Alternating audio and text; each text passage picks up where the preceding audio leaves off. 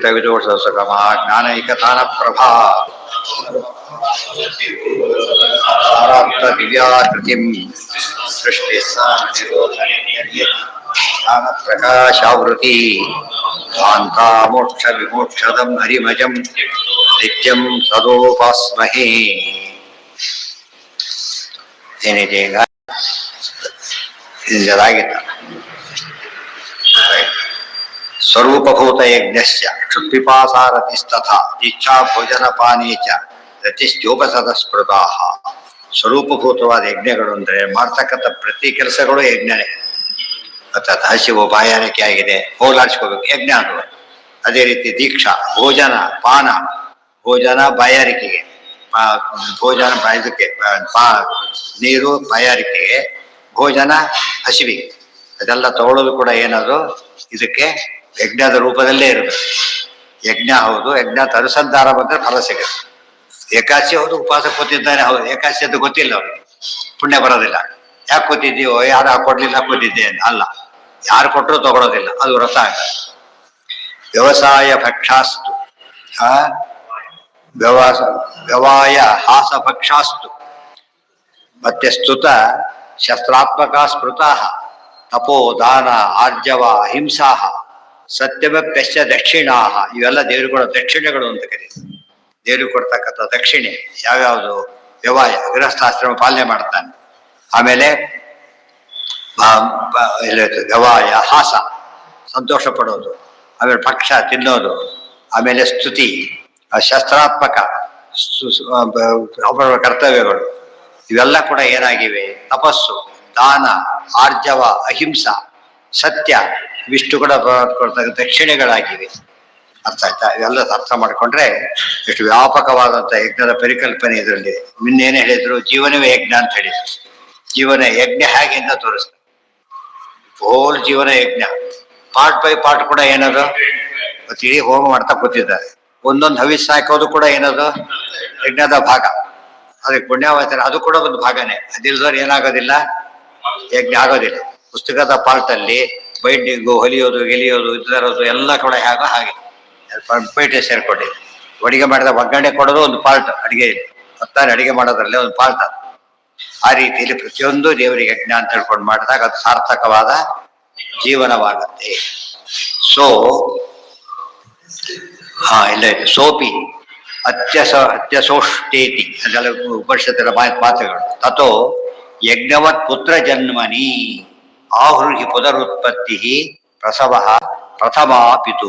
ಅದಕ್ಕೆ ಪುತ್ರನ ಪಡಿತಾನೆ, ಅದೊಂದು ಯಜ್ಞ. ಮತ್ತೆ ಗೊತ್ತಾಯ್ತಾ? ಅದು ಯಜ್ಞ. ಯಾಕೆ ಮುಂದೆ ಅದನ್ನು ಮುಂದುವರ್ಸಕ್ಕೆ ಒಂದು ವ್ಯವಸ್ಥೆ ಆಯಿತು. ಯಜ್ಞಸ್ಥಾನಂತು ಮರಣಂ, ಯಜ್ಞಸ್ಥಾನಂತು ಮರಣಂ ತದಾಧ್ಯಾಯೇ ತ್ರಯಂಪು. ಯಜ್ಞಕ್ಕೊಂದು ಏನಿರ್ಬೇಕು ಅದರಲ್ಲಿ ಅಂತ ಕೇಳಿದರೆ, ಆಹುರ್ಹಿ ಪುನರುತ್ಪತ್ತಿ ಪ್ರಸವ ಪ್ರಥಮಾಪಿತು. ಪುನರುತ್ಪತ್ತಿ ಅಂದ್ರೆ ಒಂದು ದೃಷ್ಟಿಯಿಂದ ತಾನೇ ಹುಟ್ಟಿದಂತೆ ಲೆಕ್ಕ, ಒಂದು ದೃಷ್ಟಿಯಲ್ಲಿ. ಯಾಕೆ ಮುಂದುವರಿತಾನಲ್ಲ, ಆತ್ಮಾವೇ ಪುತ್ರನಾಮಾಸಿ ಅಂತ ಪದ ಇದೆ. ತಾನೇ ಇದ್ದ ಹಾಗೆ ಮಗ ಅಂತೇಳಿ. ಯಜ್ಞಸ್ಥಾನಂತೂ ಮರಣಂ, ಯಜ್ಞಸ್ಥಾನ ಔಭೃತ ಸ್ಥಾನ. ಸಾವು ಅಂದ್ರೇನು? ಔಭೃತ ಸ್ಥಾನ ಇದ್ದ ಹಾಗೆ. ಅರ್ಥ ಆಯ್ತು? ಹುಟ್ಟು ಪ್ರಾರಂಭ, ಸಾವು ಯಜ್ಞದ ಮುಕ್ತಾಯ. ಈ ಜೀವನವೇ ಏನದು? ಯಜ್ಞ. ಯಜ್ಞ ಆದ್ಮೇಲೆ ಯಾರು ಅರ್ಪಿತ ಆಗ್ಬೇಕು? ದೇವರಿಗೆ. ಅದಕ್ಕೋಸ್ಕರ ಸಂತತಂ ಚಿಂತೆ ಏನಂತ ಮಂತ ಕಾಲೇ ವಿಶೇಷತಃ ಪ್ರತಿ ಕ್ಷಣದಲ್ಲೂ ಮಾಡಬೇಕು. ಅದಕ್ಕೆ ಮಾಡಿ ಏನಂತ ಕರೀತಾರೆ? ಅದಕ್ಕೆ ಖಂಡ ಯಜ್ಞ. ಒಟ್ಟಾಗಿ ಮಾಡಿದಾಗ ಅಖಂಡ ಯಜ್ಞ. ಸಂಧಾನ ಮಾಡ್ತಾನೆ ಮತ್ತೆ ಅದಿಷ್ಟು ಒಂದು ಪಾಲ್ಟ ಅಖಂಡ. ಅರಿಕೆ ಕೊಡ್ತಾನೆ, ಅರಿಕೆ ಕೃಷ್ಣಾರ್ಪಣೆ ಹೇಳ್ತಾರೆ, ಅದು ಖಂಡ ಯಜ್ಞ. ಜಪ ಮಾಡ್ತಾರೆ, ಕೃಷ್ಣಾರ್ಪಣೆ. ಉಪಸ್ಥಾನ ಅದು ಯಜ್ಞ. ಮಾರ್ಜನ ಪಾಲ್ಟ. ಹೀಗಾಗಿ ಮಧ್ಯೆ ಮಧ್ಯೆ ಆಚಮನ ಮಾಡ್ತಾನೆ. ಅರ್ಥೇನೆ ಈಗ ಕೆಲಸ ಬೇರೆ ಕೆಲಸ ಶುರು ಮಾಡ್ತಿದ್ದಾನೆ ಅಂತ. ಈ ರೀತಿ ಮಾಡಿಕೊಂಡಾಗ ಖಂಡ ಯಜ್ಞ. ಮಲಗಬೇಕಾದ್ರೆ ಕಾಯೇನ ವಾಚ ಹೇಳ್ತಾನೆ, ಇದು ಇಡೀ ದಿವಸದ ಅರ್ಪಣೆ. ಒಂದು ಕೆಲಸ ಮಾಡಿ ಅರ್ಪಣೆ ಮಾಡ್ತಾರೆ, ಅದು ಖಂಡ ಯಜ್ಞ. ಗೊತ್ತಾಯ್ತಾ? ಖಂಡ ಯಜ್ಞ ಮಾಡ್ಬೇಕಾದ್ರೆ ಯಾವಾಗಲೂ ಕೂಡ ಗಮನ ಇದ್ರೆ ಖಂಡ ಯಜ್ಞ. ಅವತ್ತಿಂದ ಅವತ್ತಿಗೆ ಎಂಟ್ರಿ ಮಾಡ್ತಾನೆ, ಪ್ರತಿಯೊಬ್ಬರು ಕೊಟ್ಟು ಎಂಟ್ರಿ ಮಾಡ್ತಾನೆ. ಅದು ಖಂಡ. ಬಿಟ್ಟು ಫುಲ್ ಅವತ್ತು ಹೋಲ್ ಡೇದ್ ಬರೀತಾರೆ, ಅದು ಅಖಂಡ. ಹೋಲ್ ಡೇದು ಕ್ರೆಡಿಟ್ ಡೆಬಿಟ್ ಆಗಿದೆ.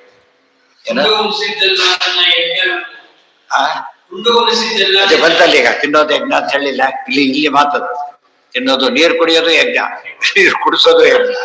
ಅರ್ಥದ ಇಷ್ಟೆಲ್ಲ ಯಜ್ಞದ ಪರಿಕಲ್ಪನೆ ಹೇಳಿ ರತಿರೂಪಂ ಪರಂಜ್ಯೋತಿ. ಇನ್ನು ಮುಗಿದಿದೆ, ಇನ್ನು ಇದೆ ಅದರೊಳಗೆ ಅದಿತಿ ನಾಮ. ಆದಿತ್ಯ ಆದಿತ್ಯ ತಸ್ಮಾದೇವ ತತ್ಪ್ರಜಲ ಅರ್ಥ ಮಂತ್ರಕ್ಕೆ ಅರ್ಥ ಹೇಳ್ತಾರೆ. ಆದಿದ್ವಯ ಆದಿತ್ ಪ್ರತ್ನಸ್ಯ ಅಂತೆ. ಆದಿತ್ ಅವಭೃತ ಸ್ನಾನ. ಇನ್ನೊಂದು ವಾಕ್ಯ ಇದೆಯಾ? ಭಗವನ್ ಅಕ್ಷಯೋ ತ್ವಂ ಅಚ್ಯುತೋಸಿ ಗುಣೈ ಸದಾ ಪ್ರಾಣಾಚ್ಚ ಸುಖಿತೋ ನಿತ್ಯಂ ಆಧಿಕ್ಯೇನೇತಿ ಚಿಂತೆಯೇತ್. ಎಲ್ಲ ಕೆಲಸ ಮಾಡಬೇಕಾದ್ರೆ ಸತ್ತತ್ವ, ಇಡೀ ಗ್ರಂಥ ಸತ್ತತ್ವ ಅಂತ ಗ್ರಂಥ, ಅದರಿಂದ ಕೋಟ್ ಮಾಡ್ತಾ ಇದ್ದಾರೆ. ಏನಂತ ಇದಿಷ್ಟು ಅದರದೇನೆ ಕೊನೆಗೆ ಇದೆಲ್ಲ ಮಾಡ್ತಿರ್ಬೇಕು. ಅನುಸಂಧಾನ ಹೇಗಿರ್ಬೇಕು ಅಂದ್ರೆ, ಭಗವನ್ ಅಕ್ಷಯೋಸಿ ತ್ವಂ, ನೀನು ಅಕ್ಷಯನಾದವನು, ಅಚ್ಯುತಃ ಅಸಿ, ಚ್ಯುತಿ ಇಲ್ಲದವನಾಗಿದ್ದಿ, ಮತ್ತು ಗುಣೈಹಿ ಸದಾ, ಯಾವುದರಿಂದ ಚ್ಯುತನಾಗಿಲ್ಲ ನೀನು? ಗುಣದಿಂದ. ಗುಣೈಹಿ ಸದಾ ಅಚ್ಯುತಃ ಅಸಿ, ಪ್ರಾಣಾಚ್ಚ ಸುಖಿತಃ ನಿತ್ಯಂ ಆಧಿಕ್ಯೇನೇತಿ ಚಿಂತೆಯೇ. ಪ್ರಾಣದೇವರಿದ್ದಾರಲ್ಲ, ನೀನು ಅತ್ಯಂತ ಪ್ರಾಣದೇವರ ಸುಖ ಆನಂದ ತೀರ್ಥರು, ಅವರು ಪಟ್ಟ ಅನಂತ ಪಟ್ಟು ಹಿರಿಮೆ ದೇವರಲ್ಲಿದೆ. ಆ ಚಿಂತನೆ ಮಾಡಬೇಕು. ನಿತ್ಯಂ ಆಧಿಕ್ಯೇನ ಇತಿ ಚಿಂತೆಯೇ. ಒಂದು ಭಾಗ ಎಲ್ಲ ಪ್ರಾಣದೇವರ ಚಿಂತನೆ, ಇನ್ನೊಂದು ಭಾಗ ಪ್ರಾಣಾಂತರ್ಗತ ಪರಮಾತ್ಮರ ಚಿಂತನೆ. ಈ ಮಾತಿ ಅನುಸಂಧಾನ ಇಟ್ಕೊಂಡು ಪ್ರತಿ ಕೆಲಸ ಮಾಡಬೇಕು ಅಂತ ಅರ್ಥ. ದೇವನು ಏನೇ ಕೆಲಸ ಮಾಡಲಿ ಅದು ಅಚ್ಯುತನಾಗಿದ್ದಾನೆ. ಅದಕ್ಕೆ ಮಧ್ಯೆ ಮಧ್ಯೆ ಏನಂತ ಹೇಳ್ತಾರೆ? ಅಚ್ಯುತಾನಂತ ಗೋವಿಂದ. ಈ ಮಾತು ಬರುತ್ತೆ, ಅಚ್ಯುತಾನಂತ ಗೋವಿಂದ ಅಂತ ಹೇಳಿ. ಏನು ಉಪಯೋಗ ಆಗುತ್ತೆ? ಮಧ್ಯೆ ಸ್ವರ ವರ್ಣ ಲೋಪ ಪ್ರಾಯಶ್ಚಿತ್ತಾರ್ಥ. ಏನಾದ್ರೂ ಒಂದು ಸ್ವರ ಬದಲಾವಣೆ ಆಗಿದ್ರೆ, ಅಕ್ಷರ ಬದಲಾವಣೆ ಆಗಿದ್ರೆ, ಲಘು ಗರುಗಳು ವ್ಯತ್ಯಾಸವಾಗಿದ್ರೆ, ಅದೆಲ್ಲ ಕೂಡ ನಾವು ಆದಷ್ಟು ಆಗಬೇಕು, ಆಗಬಾರದು. ನಮಗೆ ಪ್ರಮಾದವಶಾತ್ ಆಗಿದ್ರೆ ಅಥವಾ ಗಮನಕ್ಕೆ ಬರದೇ ಆಗಿದ್ರೆ ಅವೆಲ್ಲ ಏನಾಗಬೇಕು? ಪರಿಹಾರ ಆಗುತ್ತೆ ಎಂಬುದಕ್ಕೆ ಇದು ಕಾರಣ. ಅಚ್ಯುತ ಪದ ಬಹಳ ಮುಖ್ಯವಾದ ಪದ. ಅದನ್ನು ತರಲಿಕ್ಕೆ ಭದ್ರ ಬಂದಿತ್ತು. ಭಗವನ್ ಅಕ್ಷಯೋಷಿತ್ವಂ ಅಚ್ಯುತೋಷಿ ಗುಣೈ ಸದಾ ಪ್ರಾಣಾಚ್ಚ ಸುಖಿನೋ ನಿತ್ಯಂ ಆಧಿಕ್ಯ ಸುಖಿನೋ ನಿತ್ಯಂ ಸುಖಿತಃ. ಪ್ರಾಣಾಚ್ಚ ಸುಖಿತಃ, ಪ್ರಕೃಷ್ಟವಾದ ಪ್ರಾಣ ಶಬ್ದಕ್ಕೊಂದು ಹೊಸ ಅರ್ಥ ಇದೆ. ಪ್ರಾಣ, ಪ್ರ ಅಂದ್ರೆ ಪ್ರಕೃಷ್ಟ, ಆ ಅಂದ್ರೆ ಸಮ್ಯ, ನ ಅಂದ್ರೆ ಸುಖ. ಪ್ರಾಣದೇವರ ಸುಖ ಭಾರಿ ಜಾಸ್ತಿ. ಯಾಕೆ? ಆನಂದ ತೀರ್ಥ ಪರಾನಂದ ವರದ ಅಂತ ಕೇಳಿ ಪ್ರಾಣ ಶಬ್ದದ ಅರ್ಥ. ವಿಷ್ಣು ಸಹಸ್ರ ಪದಕ್ಕೂ ಅರ್ಥ ಮಾಡಬೇಕು. ಇಲ್ಲಿ ಅರ್ಥ ಹೇಳಿದ್ದಾರೆ.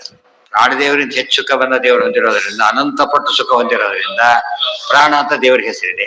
ಇನ್ನೊಂದು ಅರ್ಥ ಅರ್ಥ ಆಗಿದೆ. ಸರ್ವೋತ್ತಮ ಅಂತ ಮಾಡಿದ ಪರಮಾತ್ಮ ಪದ, ಜೀವೋತ್ತಮ ಅಂತ ಮಾಡಿದ ವಾಯುದೇವ. ಪ್ರಾಣಪತಿನೇರಿತ ದೀಯತಾಂ ಕಮಲಾಲಯ.